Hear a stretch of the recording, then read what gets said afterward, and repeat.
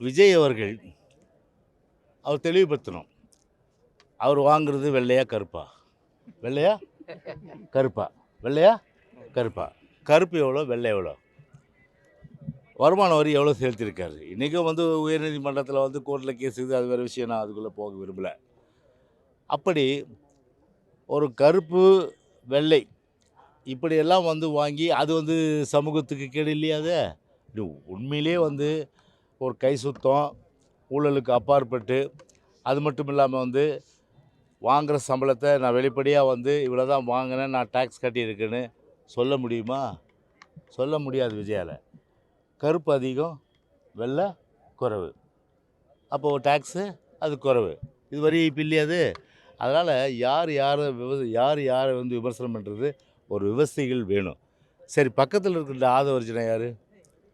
லாட்டரியிலே செல்வம் குவித்தவர் ஆதவர்ஜுனா அவர்கள். அவர் வீட்டில் போய் சாப்பிட்றாரு. இவர்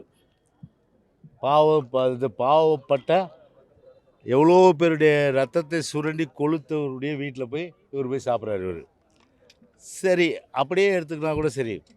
இன்றைக்கி இந்த கட்சியை யாருடைய பணத்தில் நடக்குது? லாட்ரி பணத்தில் தான் நடக்குது இன்றைக்கி கட்சியை. லாட்டரி பணத்தில் இன்றைக்கி நடக்குது.